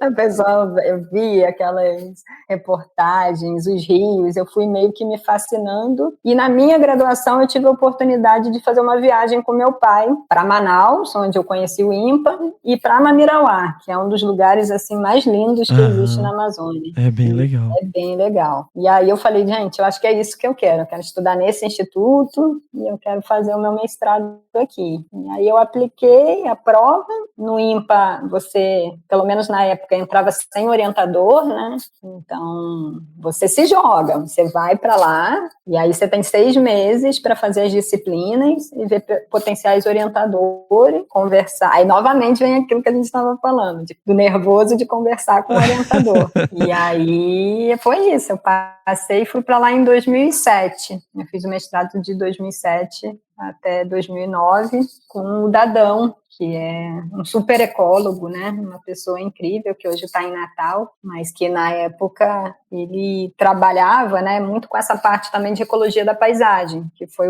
uma parte da ecologia que começou a me encantar, assim, né? A gente tentar entender como que características, por exemplo, do entorno dos remanescentes florestais, eles influenciam tanto a persistência das espécies, como alguns atributos de comunidade. Então, meu mestrado, Fernando, foi nesse aspecto, né? Eu trabalhei na hidrelétrica de Balbina, que é uma das grandes hidrelétricas que foram formadas, né? E que se inunda grandes áreas, e o que sobra são aqueles topos de morro. Então, é um cenário perfeito para esses estudos de ecologia da paisagem, porque você tem ilhas de diferentes tamanhos, graus de isolamento, etc. E eu fui estudar, então, fui avaliar como que essas características da paisagem influenciavam a riqueza de primatas de diferentes ilhas. E você tem ilhas de verdade, né? Que é um diferencial, porque a gente trabalha com ecologia de paisagens aqui, mas a matriz não é água, né? Existe uma permeabilidade, né? Que varia de acordo com a paisagem, mas aí, no caso, até tem aquele trabalho super bacana do John Tabor, né? Que ele publicou na Science, que foi basicamente esse tipo de estudo, né? Isso, o Tabor é minha grande inspiração, é meu ecólogo vivo favorito. De quem não, né, velho? Eu tenho até história com o Tabor, viu? Depois, se quiser, a gente conta aí. Quero. Ele é um fofo. E sim, os estudos dele lá em Guri, né, na hidrelétrica na Venezuela, demonstraram excelentes padrões, mas que, assim, é um pouco diferente, porque lá é uma área mais seca, e é que é diferente da zona tropical mesmo que eu estava trabalhando, né, na Amazônia. Então, tem muitas diferenças entre Guri e Balbina, mas com certeza serviu de inspiração, né, de entender esses padrões. E ver mais as características da paisagem, né? Os trabalhos do Tabor, ele focou muito na ilha em si, características daquela ilha. Enfim, né? A gente acabou, com todo esse conhecimento do Dadão também, sobre análises espaciais, foi quando eu comecei a aprender, né, um pouquinho sobre... Na época, a gente não tinha o QGIS, né? Era ArcGIS mesmo. Nem era ArcGIS, era Arquivio, né? Arquivio. 3.2. 3.2. Exatamente, Arquivio 3.2. Mas foi, assim, incrível. Meu mestrado, nossa, eu adoro relembrá-lo, porque foi, novamente, muito campo. Eu fiz 8 meses de campo, coletando os dados. Não tinha que seguir os macacos, mas tinha que abrir trilhas, e em cada ilha eu fui 4 vezes para caminhar e fazer por meio de transecto. Cada ilha? Você passava metade do campo no barco, então? Mais ou menos, é porque eu acampava perto das ilhas que eu ia mostrar. Então, esse é o lado, assim, completamente diferente da Amazônia, né? Que é o lado roots. Então, enquanto, por exemplo, no Rio de Janeiro a gente tinha uma casa que a gente alugava, o trabalho era punk, mas no final você tinha chuveiro e fogão para cozinhar, na Amazônia não, né? Era assim, você levava gelo que dura 5 dias, então um pouquinho de comida para 5 dias, depois você vai pescar e comer salsicha enlatado, né? Olha aí. Descreva pra gente a sua primeira semana, Mayra, nesse esqueminha roots aí. Nossa, a primeira semana eu lembro porque foi traumatizante por conta dos famosos carapanães, que é como a gente chama mosquito na Amazônia, né? Lá, gente, é outra nomenclatura, os bichos têm outros nomes. Tipo, e eu adoro, por exemplo, mambira, que é o tamanduá mirim, né? E por aí vai. E aí eu fui, na verdade, abrir trilha em Balbina, e eu peguei, foi uma época em maio chove muito e tem muito carapanã. Então, assim, e eu tenho alergia, então, primeiro dia eu estava terrivelmente atacada. Para piorar, passei por algum ninho de carrapato, fiquei cheia de carrapato. E aquela loucura de abrir trilha, né? Em ilha ainda por cima. Então, existe algumas nuances, assim, do próprio formato da ilha que dificultam a abertura, mas eu estava com uma equipe muito boa de Seu Sabá e uma galera bem, bem experiente que me ajudou muito, mas que a gente pegou muita chuva, né? E os meninos, por isso que eu lembro com até rindo, porque eles esqueceram o isopor aberto. Então, no segundo dia, todo o gelo derreteu. A nossa comida estragou, entendeu? E aí a gente tinha que pescar. Só que lá no Lago de Balbina, por ser uma reserva biológica, só é permitido em uma das margens a pesca. E como é um lago de hidrelétrica, você só tem piranha e tucunaré. Como nem eu sei pescar e nem os meninos assim, eram bons mateiros, mas péssimos pescadores. Gente, a gente só comeu piranha durante 15 dias. Era caldo de piranha frita e um monte disso. E aí era aquilo, né? Era o dia inteiro, um trabalho puxado de trilha, comendo mal, e era farinha com peixe. E à noite, uma das coisas que até hoje eu me recordo, que eu passei a valorizar, Fernando, é o tal da ducha, sabe? Você poder tomar um banho num chuveiro no final do campo, que era algo que eu não tinha. Você tinha que tomar banho naquele lago cheio de piranhas. Pensa no medo. No início, eu não mergulhava, não. Eu ficava, assim, com um baldinho. Os meninos tinham medo de onça me atacar, esse tipo de coisa, porque Balbina tem bastante onça. E aí eu não ficava muito longe da visão deles. Então, era tomar banho de roupa, com um baldinho, com medo de piranha, e à noite, porque a gente chegava do campo já umas 6 horas da noite. Uhum. A ducha que você diz é voltando do campo em casa, assim, no hotel, qualquer coisa. Qualquer coisa, qualquer chuveiro, qualquer espaçozinho que a água venha de cima para baixo. Sabe o que eu tive uma dessa, mas com outra coisa? O vaso sanitário. O vaso sanitário, ele é uma coisa maravilhosa, gente. Eu fiquei, tipo, uma semana usando buraquinhos na caatinga lá. Uma semana não, acho que foi quase 2 semanas. E quando a gente voltou, eu sentei no vaso, eu falei, gente, que coisa maravilhosa que é sentar no vaso e dar descarga.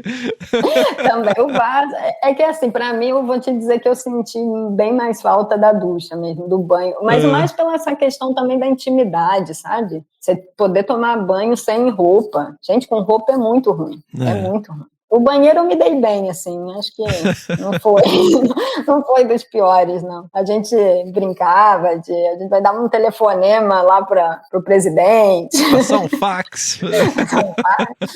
E era de boa. Mas, assim, é puxado, gente, campo na Amazônia, assim, todo mundo que trabalha lá sabe como é que é. É outra logística, né? E sem contar isso, eu ia para acampar, para ficar 20 dias acampado. Se eu esquecesse o sal... E eu iria ficar 20 dias sem sal. Então, essa questão, assim, o que você não levar, você fica sem, né? Não tem esse negócio de, né, volta ali. E uma das coisas que aconteceu comigo no mestrado foi que quebrou o motor do barco. E aí, gente, a gente teve que remar por 8 horas para conseguir socorro. E imagina remar num barco de alumínio. E o pior, a gente tinha um remo. Coisas que você depois aprende. Jamais entre no barco com um remo. Duas pessoas, né? A não ser, obviamente, que você esteja sozinho. Por quê? Porque uma pessoa remando, ainda mais num barco de alumínio, é triste, assim, né? É puxado, mas são coisas que acontecem, né? Mas, assim, os benefícios do meu campo são inexplicáveis. E eu vi muito bicho, eu vi muita anta, por exemplo. Vi um gavião real. É mesmo? Predando um macaco. Que legal. O que gerou também, acho que foi minha segunda publicação, que foi uma notinha, né, do registro. Olha aí. Porque o gavião real, ele predou um filhote de macaco prego que estava nas costas da mãe. Né? Foi uma cena assim... Ele pegou só o filhote? Cenas que, sabe, pegou só o filhote. Olha só. O filhote. E eu, com aquela cabeça de macacóloga, fui olhar o quê? O comportamento dos macacos, né? Gente, é uma loucura o desespero da mãe, sabe? A mãe chorava, gritava. Ela desceu para ver se conseguia. Ela estava tendo um surto, assim, de loucura, né? De pegar o meu filho. E aí você fala, como que aquilo não parece com gente? Né? É impressionante, assim. Foi bem legal. Então eu tive a oportunidade, né, de ver muito bicho. A Amazônia, ela te fornece, né, esses episódios que são marcantes, principalmente se você quer seguir essa vida, né, de bióloga de campo, ter essa vivência. Então, assim, anta, por exemplo. Nossa, minha primeira anta, eu chorei, Fernanda. É um bicho lindo, e essa anta que eu vi, por exemplo, ela não tinha me visto, e ela estava andando assim, né, com a tromba igual um elefante. E aí você vem e lembra das aulas, né, de ser o nosso elefante brasileiro. É incrível. Vi anta grávida, vi anta com filhote. Aí a anta passou a ser algo muito comum, mas eu nunca deixei, assim, de curtir cada visualização. Eu acho meio zoado, porque você olha a barriga dela, cada pintinha é um carrapato. Nossa, é muito nojento. E mutuca. Eu nunca tinha reparado isso. A anta anda, gente, e são 15 uma nuvem em cima dela. É uma nuvem. E aí você vê, e aí é o que eu falo da diferença de quando você lê um artigo. Algum artigo te fala que vai ter 15 mutucas em volta da cabeça da anta, vários carrapatos. Não, isso é só a sua experiência de olhar o animal. E que, obviamente, é diferente se você olhar em cativeiro. Em cativeiro, em zoológico, tem a beleza do animal, mas não tem essas especificidades de como que é a vida do animal no ambiente natural. Não, você pega e você vê um carrapato do tamanho de um dedão, assim, cruz credo, é muito... Ai, gente, mas a anta é fascinante, assim. Então, vi muito bicho e muito macaco, né? E aí lá tinha os macaco-aranha, que são incríveis, assim, né? Que são, na Amazônia a gente tem o barrigudo e o aranha, que são as duas maiores espécies, que são os parentes do muriqui, assim, para quem conhece, ou já ouviu falar mais do muriqui, que não ocorre lá, né? E são lindíssimos, assim. Então foi bem legal, foi uma experiência pesada de campo, novamente. Eu acho que eu sempre tive muito campo nas pesquisas, mas que me deram também uma bagagem bem legal para entender da bicharada, né? Então, na hora, por exemplo, que eu fui escrever minha dissertação e tinha que falar que eu trabalhei com a comunidade, que eram 7 espécies, mas eu discuti muito como que as diferentes espécies responderam a essa insularização da paisagem. E aí você poder ver, né, os animais em campo, você consegue entender algumas coisas. Por que, por exemplo, tinha macaco-aranha numa ilha muito pequena? Porque tinha, assim, árvores de grande porte, algumas sapotáceas que produziam frutos grandes que, ok, o bicho, para persistir, ele estava conseguindo sobreviver com aquilo. Mas vem as perguntas, né, que geram para o futuro. Sim, mas a longo prazo vai haver uma extinção local daquela espécie. Até quando, né? E era isso, era uma ilha pequena, mas com um indivíduo de macaco-aranha. Uhum. Ou seja, ele sobreviveu à inundação, ficou confinado naquela ilha, tem recurso lá que possibilite que ele viva, mas a longo prazo está fadada a extinção local dele lá, né? E, consequentemente, os processos ecológicos, como a dispersão de semente, que ele era o único ali responsável. Maíra, a gente tá focando bastante na questão do campo e tal, que é a parte mais divertida. Mas eu tenho ficado com medo, assim, porque no Desabraçando a gente, às vezes, né, foca na parte divertida e tal. Mas você é uma pesquisadora muito completa, né? Você, assim, tem uma produção acadêmica invejável e você sempre manteve, igual até aqui você já mencionou, né, um artiguinho que você colaborou na graduação, uma nota que você fez da Arpia. Então, assim, você sempre também prezou por esse lado da escrita, da leitura, né? Eu acho que a gente tem que enfatizar isso também, né? Que você não foi só a questão do campo, mas você nunca deixou isso de lado, né? Exatamente, Fernanda. A gente conta, porque vem na memória, né? As histórias de campo e a gente se empolga. Mas, assim, quando eu não estava em campo, eu trabalhava, assim, de forma alucinada. E o mestrado, principalmente, porque o mestrado é muito pouco tempo. Então, e era muita leitura. Eu acho que uma das coisas muito boas, assim, do IMPA, da formação que eu tive, foi de incentivar essa leitura assídua, sabe? Então, eu lia, gente, 5 artigos por dia. Eu vejo hoje em dia os alunos não leem, às vezes, 5 artigos no mês, né? Eu falo, era por dia, e era aquela coisa de... Mas são especialistas em tudo, né?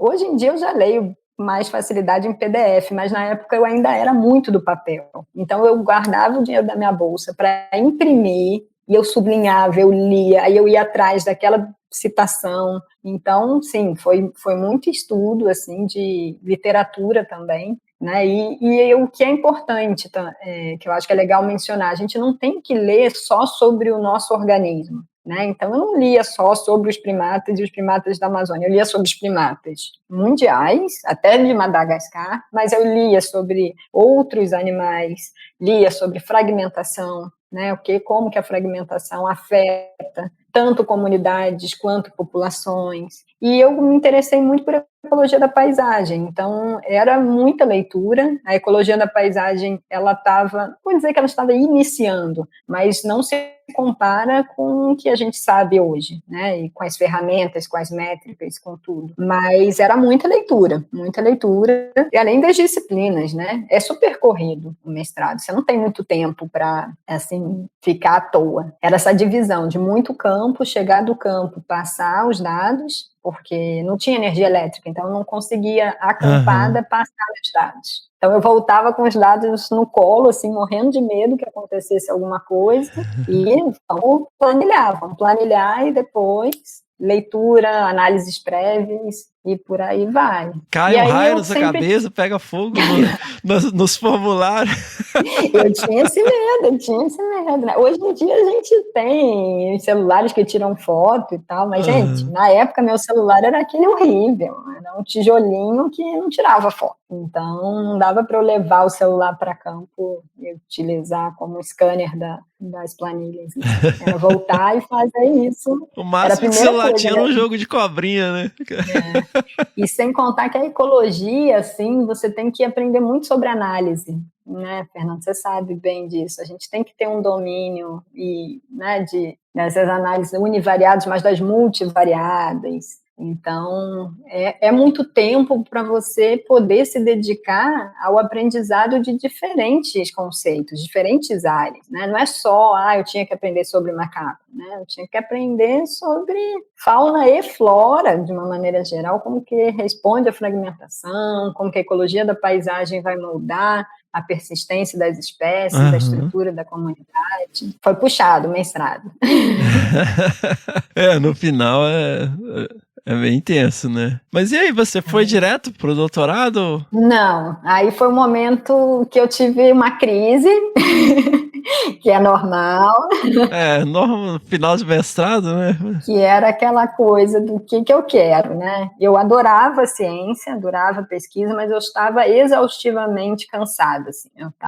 Falei, gente, eu não vou aguentar um doutorado, fazer disciplina a campo, aquela correria. E eu queria trabalhar, pegar uma experiência profissional. Na época, o governo do estado do Amazonas, ele tinha Secretaria de Desenvolvimento Sustentável, então eu apliquei para uma vaga lá, acabei não conseguindo, mas tive a possibilidade de conseguir um trabalho numa ONG, que é uma ONG internacional, a WCS, que é a Wildlife Conservation Society, que eu trabalhei como consultora para desenvolver alguns projetos. E aí foi um ano de loucura total, Fernando, porque eu desenvolvi um projeto na BR-319, que basicamente para quem não conhece, é uma rodovia que liga Manaus a Porto Velho e que está sendo asfaltada. Então, a gente queria fazer o baseline, ou seja, como que estava a bicharada antes de pavimentar e ter uma circulação maior, né, de pessoas. Que legal. Quase nenhum projeto tem baseline, né? Você vai ver depois que o empreendimento já foi implementado. E aí a gente estabeleceu todo o início, assim, do projeto, né? Eu ajudei nessa parte inicial. E aí me dividi entre a BR-319 e o Purus,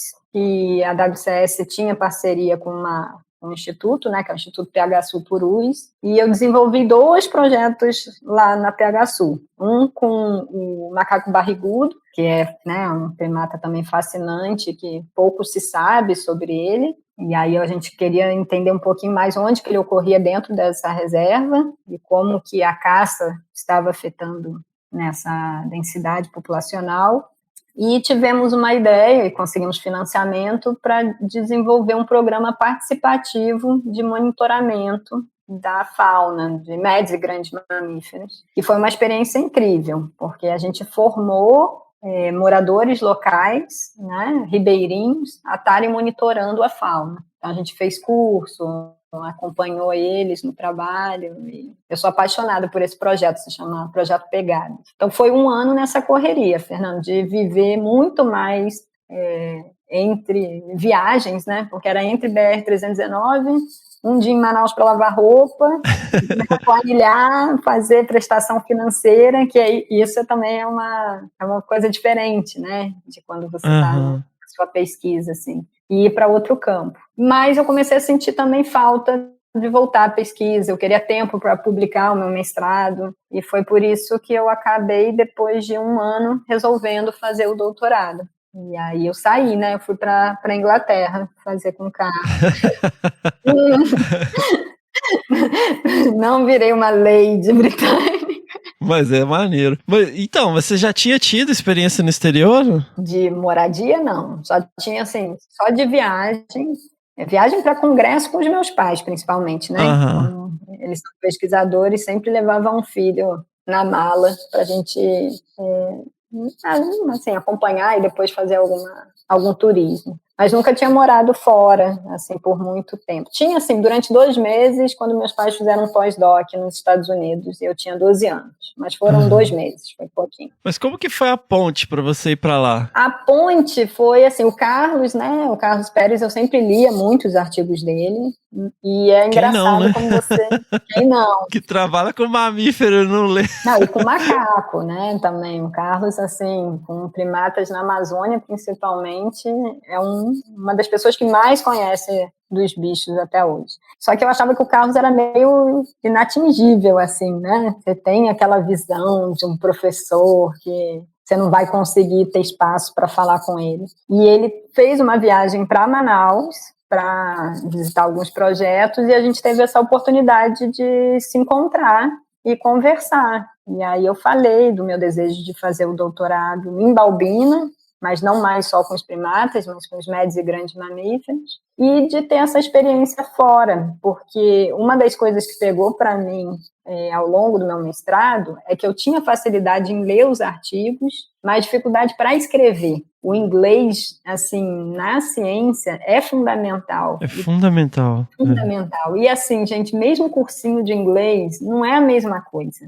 né? É claro que quanto mais você lê, melhor a sua escrita, porque você aprende algumas terminologias, alguns jeitinhos, né, da escrita, mas não é igual. Então, e conversando até mesmo com o Dadão, eu vi essa necessidade de fazer um doutorado pleno no exterior, que iria me obrigar a aprender o inglês, né? E aí meio que foi isso. Aí nessa conversa com o Carlos, foi ótima, né? Ele super topou, super se empolgou com Balbina. O Carlos, assim, se empolga fácil com ideias de projeto. E ele me empolgou, foi algo bem legal. Mas o problema maior era a bolsa. Porque ele tinha tido algumas tentativas de alunos lá na Inglaterra, mas que não tinham conseguido porque na época não tinha o Ciências Sem Fronteiras. De que ano que a gente está falando, Maíra? Está falando de 2010.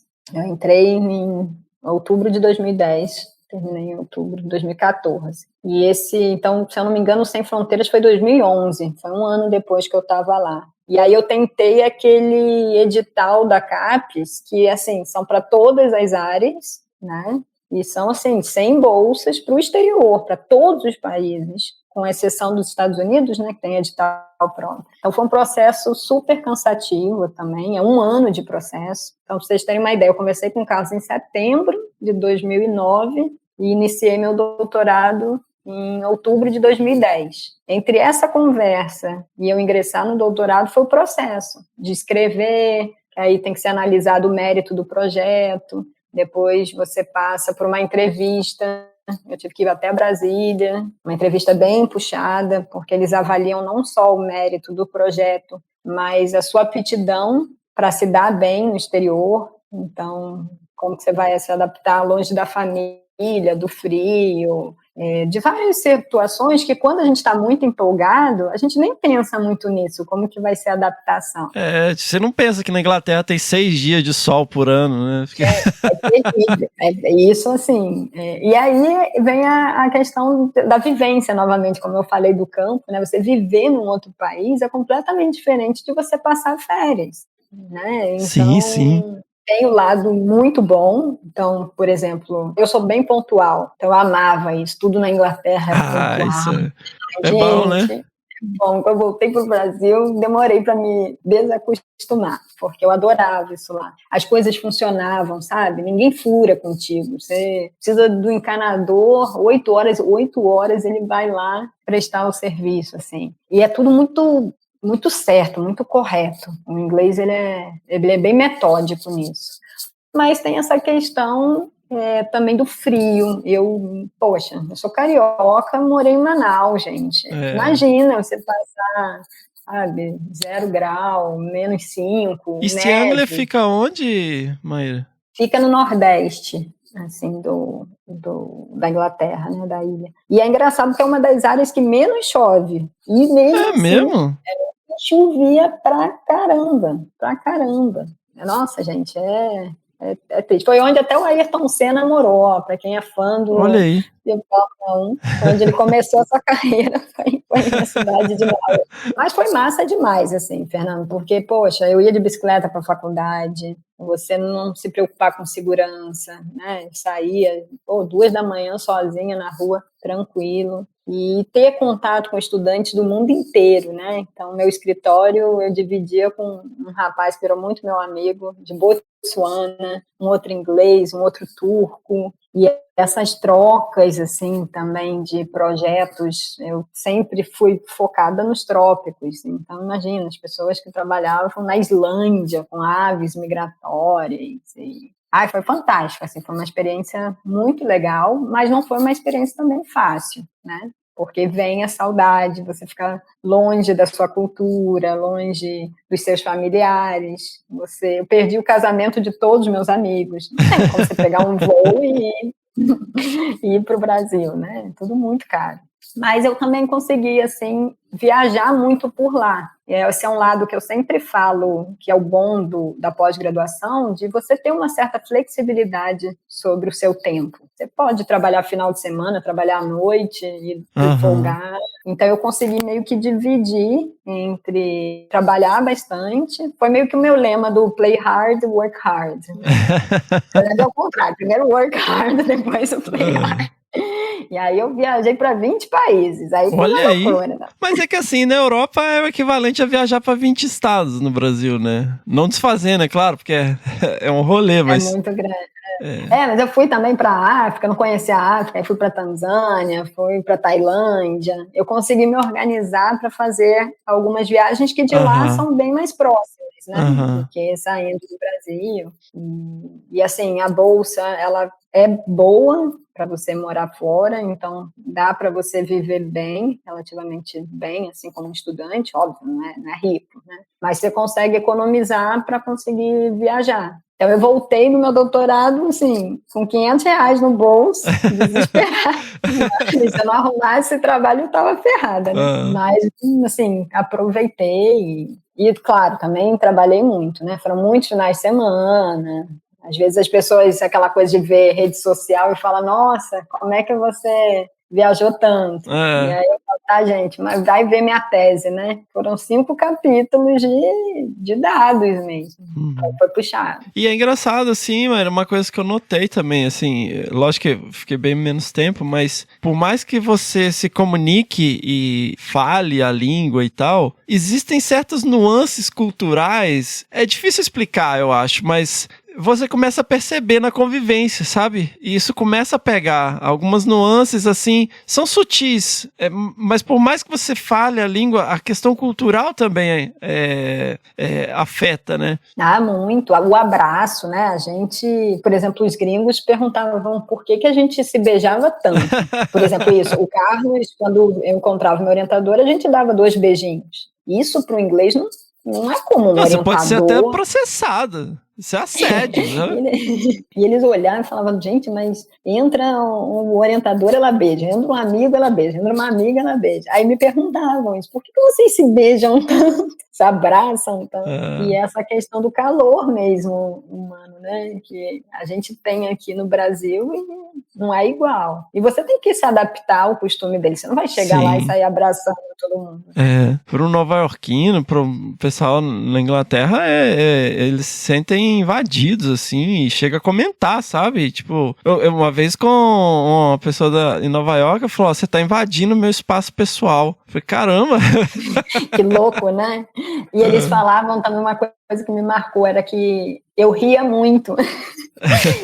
E aí eu falei, gente, olha que loucura, né? Isso era visto como assim, que menina boba, ela ri de tudo. Porque então, a gente tem mais de 6 dias de sol por ano, né? Então assim, a gente não é obrigado a ficar depressivo e ficar na frente de lâmpada para produzir vitamina D, né? Exatamente. Então, assim, é uma loucura a experiência. Você aprende muito com as diferenças, você vê a parte boa e a parte ruim. E, novamente, você também aprende um pouco como que você quer ser como pessoa e como profissional. Assim, da forma, por exemplo, ver como que eles trabalham. Eles são muito metódicos naquela questão de, o trabalho é de 8 da manhã e 5 da tarde. Deu 5 horas da tarde, eles fecham o computador e vão fazer esporte lá, praticamente todo inglês faz algum esporte. E esporte, gente, não é futebol e academia, não, que nem aqui no Brasil. Tem, esgrima, sabe? Ciclismo é muito forte lá, corrida. Aí eu passei a jogar squash e badminton, também fiquei no mundo da loucura dos esportes. Amei, você jogou cricket, não? Cricket não, nunca entendi aquele negócio. Ninguém entende, só eles, né?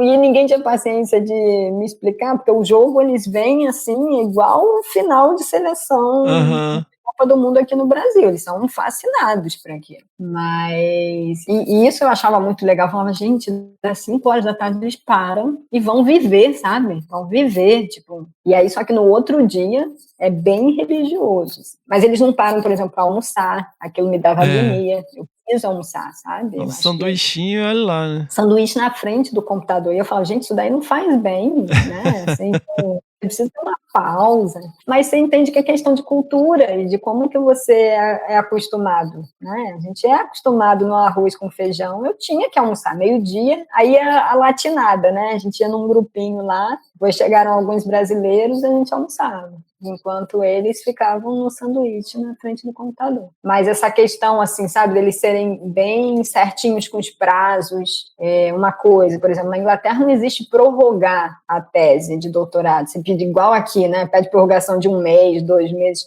lá não, existe o máximo, e assim, pode ter acabado o mundo, Fernando. Você tem aquele prazo. E aí, às vezes, eu falo, não, Brasil, mas às vezes a pessoa não conseguiu terminar por causa do campo, porque teve dificuldade com a análise. E eles falavam, o erro foi deles que não soube planejar, entendeu? Eles têm essa visão de, calma aí, você tem que saber se planejar dentro do tempo que você tem. E desde o início, se você sabe que o doutorado é 4 anos, você tem que contar com os 4 anos. Você tem que planejar, na verdade, para 3 anos e ter o último ano para se algo der errado. E o legal é que eles te ensinam a fazer isso, né? Porque eu lembro, eles têm sempre uma orientação muito clara nesse sentido, de estratégias para fazer isso e tal. Digo, de organizar seu tempo. Organização, é isso. Esse que é o ponto. Eu vejo, assim, muitas vezes os alunos aqui deixando, né? Não, essa semana não tem disciplina, não vou fazer nada, né? Não tô fica inspirado. Mais de boa.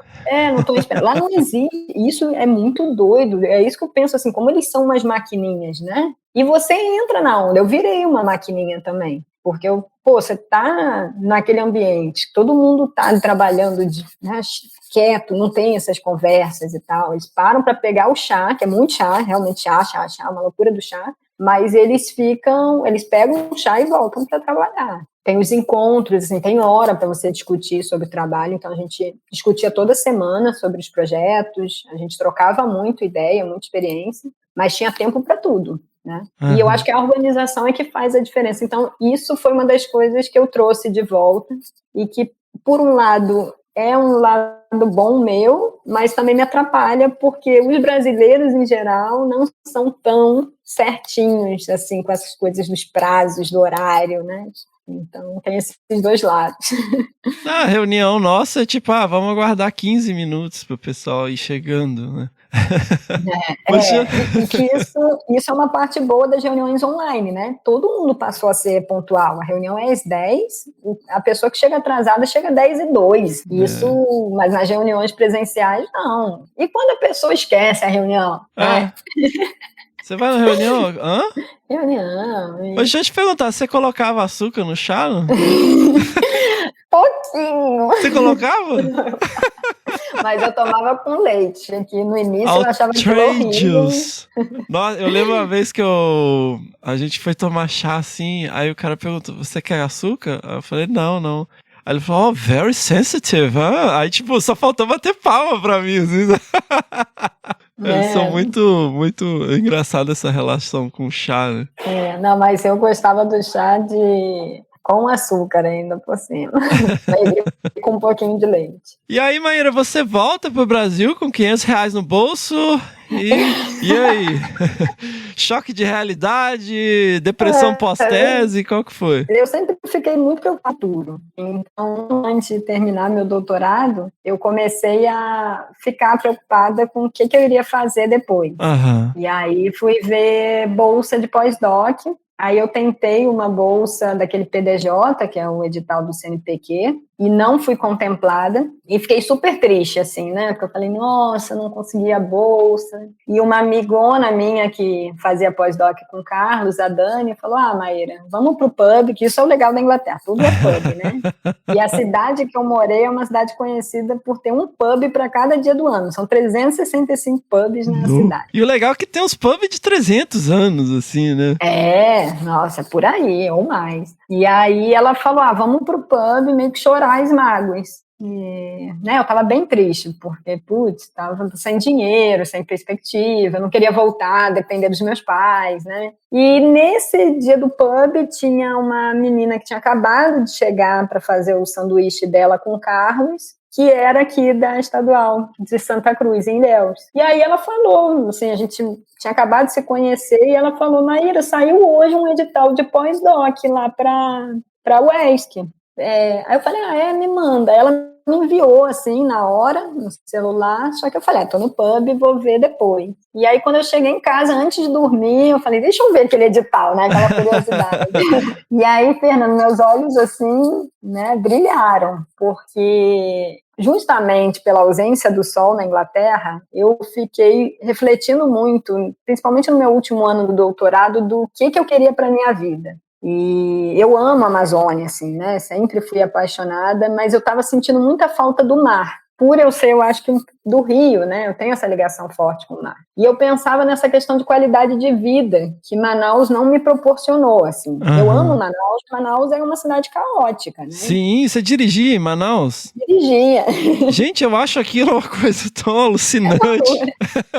Quem dirige em Manaus, dirige em qualquer lugar. Então, eu estava naquela crise, se eu ia para o norte, né, o que eu fazia da minha vida, mas o desejo de morar na praia. E aí eu falei, poxa, e o Nordeste, né? O Nordeste é incrível, tem menos investimento para pesquisa, e eu acho que isso era super importante. Eu pensava, poxa, a gente tem que também contribuir para aquelas áreas que têm menos bons profissionais, né? Não era focar no Sudeste, onde a gente já sabe que tem uma densidade de pesquisadores alta e excelentes pesquisadores. Então, meio que juntou tudo, sabe, Fernanda? Um edital em Ilhéus, na beira da praia, com um grupo de pesquisa super bom, né, coordenado pela Débora Faria. E aí eu pensei, vou tentar, né?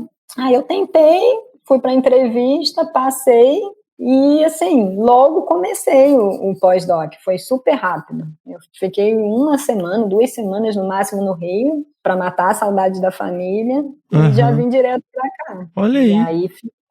E aí foi sorte mesmo, né, claro, né, não é só sorte, né, às vezes eu falo assim, sorte, as pessoas falam, mas e o seu mérito, a sua competência? Claro, não estou menosprezando isso, mas eu acho que também tem que ter oportunidade, tem que casar isso, né, não adianta só você ser um bom profissional, como eu vejo, hoje em dia tem muitos colegas excelentes, mas que infelizmente estão desempregados porque não estamos numa fase de possibilidades abertas. Então, eu falo que eu tive a sorte de ter tido essa oportunidade no momento que eu tinha terminado o meu doutorado, né? E aí foi incrível, assim, porque eu me adaptei muito fácil a Ilhéus, consegui morar na beira da praia como eu queria, né? E fui realizando alguns sonhos pessoais, assim, além dos profissionais. Então, no pós-doc eu pude contribuir com as pesquisas daqui, ajudando estudantes daqui, e, ao mesmo tempo, conseguir manejar o meu tempo para publicar o final do meu doutorado, os artigos que ainda estavam por vir, né? Então, eu fiquei 1 ano no pós-doc, e aí depois abri o edital de professor visitante, e eu fiz, passei, aí fiquei quase 3 anos, e aí teve um concurso de professor efetivo. Tudo aí na UESC. Tudo na UESC. E aí eu também passei e só demorou um pouquinho para ser convocada, mas estou desde novembro de 2014 aqui. Olha aí. Então, E continua morando na beira da praia? Continuo. Sensacional. Na verdade, hoje em dia, eu falo que até melhorei, porque a outra casa era perto da praia. A casa que eu moro hoje é na frente de uma floresta, então onde tem os micos, a gente, né, vê muitos bichos, muitos passarinhos, assim, principalmente, e eu tenho a vista para o mar, então é perfeito, você está entre o mar e a floresta, né? E tem um quê de Amazônia aí, né? Porque tem uns passarinhos que só tem aí na Amazônia, né?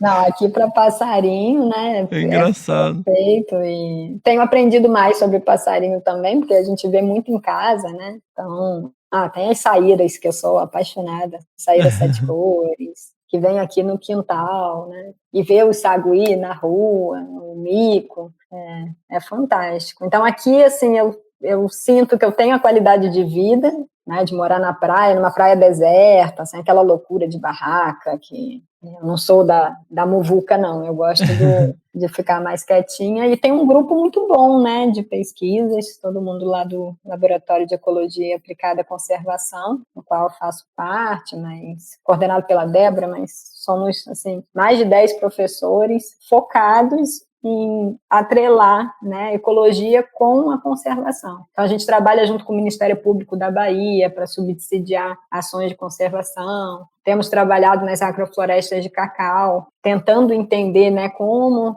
que deve ser o contexto dessas fazendas para otimizar tanto a produção agrícola quanto a conservação da biodiversidade e a provisão dos serviços. Uhum. Então é fantástico. Aqui é fantástico, hein? Bahia é tudo de bom.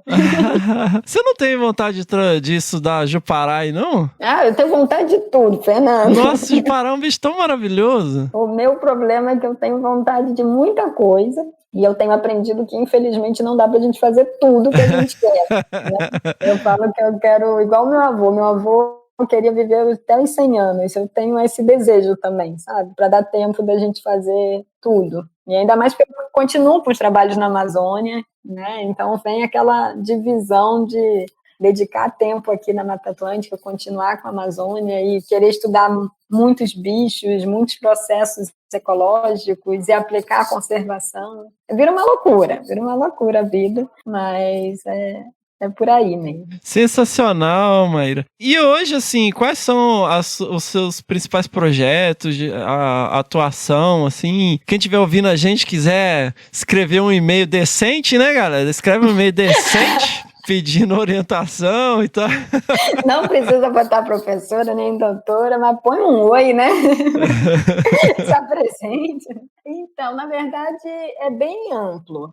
Meu foco é sempre com estudos em ecologia da paisagem, que é o que me norteia, assim, principalmente, né? Mas eu trabalho com diferentes grupos biológicos. Para mim, Fernando, não é muito importante o organismo em si, sabe? Eu sou movida por perguntas ecológicas. Então, se o aluno tem um interesse com alguma pergunta ecológica que envolva a ecologia da paisagem, geralmente eu já logo me interesso. Mas o centro, assim, dos estudos são tanto nessas agroflorestas de cacau quanto nos remanescentes florestais aqui da região, que é onde a maior parte dos estudos a gente tem conduzido. Aí eu oriento, né, com mamíferos, mas estou orientando com sapos, tenho orientado com trabalhos ainda lá na Amazônia, com monitoramento participativo. Então, tem muitas colaborações também acontecendo. Acho que eu tenho um leque assim, bem amplo, porque eu não foco tanto no organismo. Apesar de muita gente ainda me ver como a Maíra dos macacos, e focar nos mamíferos, é claro que é o grupo que eu tenho maior domínio para poder discutir os resultados. Aquilo que a gente estava falando no início, né? Como eu conheço um pouquinho da história natural dos bichos, é mais fácil eu entender o que está acontecendo. Enquanto que, se você me procura, mas você trabalha com sapos, que eu não tenho esse domínio, eu falo para o aluno que ele vai ter que correr atrás de entender essa história natural que eu não vou poder ajudar. Mas a ecologia em si, a ecologia de paisagem, como que esses fatores da paisagem vão moldar as comunidades de Anuro, por exemplo, eu consigo ajudar, né? Sensacional. Inclusive, Maíra, deixa eu aproveitar aqui e fazer um jabazinho básico. Claro. Na nossa lojinha do Desabraçando Árvores, nós temos aí o livro Ecologia da Paisagem no Contexto Luso-Brasileiro. Então, aí, quem quiser entrar em contato com a Maíra e quiser, né, vai lá na lojinha. Inclusive, tem um capítulo de conservação da biodiversidade, puxado aí pelo Aleueso, que eu tive a oportunidade de contribuir. Então, entre lá na lojinha, compre o livro de Ecologia de Paisagem. Eu tô mostrando o livro aqui como se eu estivesse gravando um vídeo, né?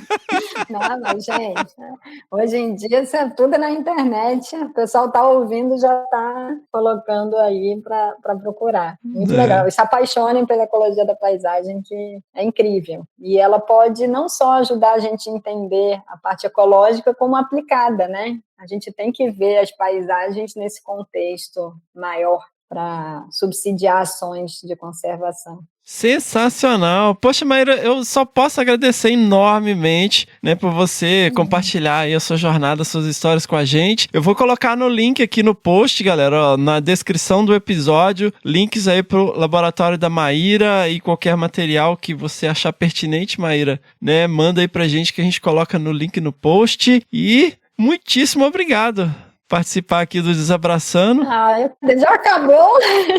Pois é, ué, mas já rápido, chegamos em né? Ilhéus, na praia, a gente já rodou meio mundo. Pois é, já contei, né?